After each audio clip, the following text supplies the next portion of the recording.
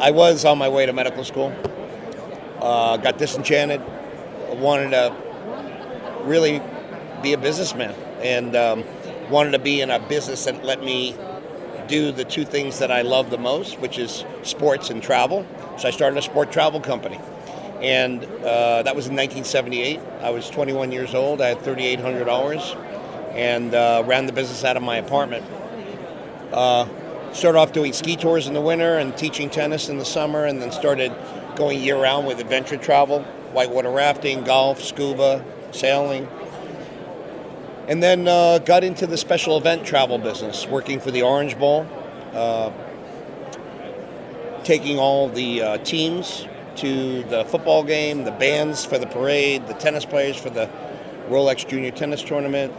And that from the Orange Bowl, I got to work full-time. Well, not full-time. I was the exclusive tour and travel operator for Florida State, did all their sports travel.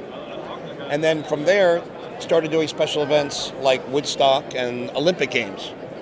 And as my involvement in the Olympic Games got bigger, and it was all, for me, about scalability, I started not doing individuals to the Olympics, but started handling countries, Denmark, Norway, huge corporations like Motorola, and finally, the U.S. government. So started working a lot with security. And come the aftermath of 9/11, Target Logistics housed thousands of federal agents that were brought in to lock down Salt Lake against another invasion. Thousands of U.S. military also to protect the Olympics from terrorism. While that was going on, we were also invited to bid on projects in Iraq. And we won a very large project in Iraq to build and operate a man camp for 2,200 soldiers. And we operated for the DoD in Basra during the second Iraq invasion. Had that for a number of years. Simultaneously, figured if we're doing it in a war zone, 3/4 of the way around the world, we could certainly do it for Hess and Halliburton. And I was continuing my Olympic work, built a very large but temporary city for Olympic security in Whistler for the Vancouver Olympic Games, where the Alpine venues were.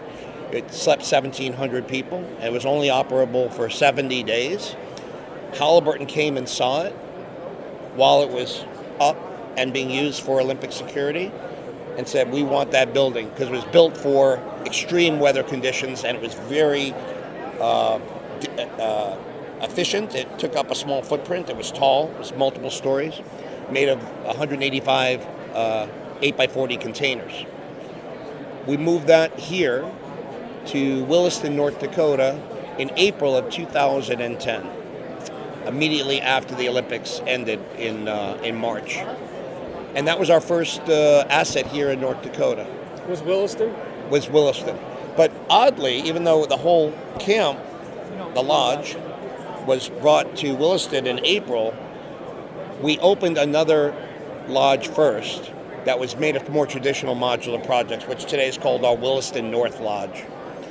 So that opened first. The Halliburton facility, now called the Muddy River Lodge, opened second.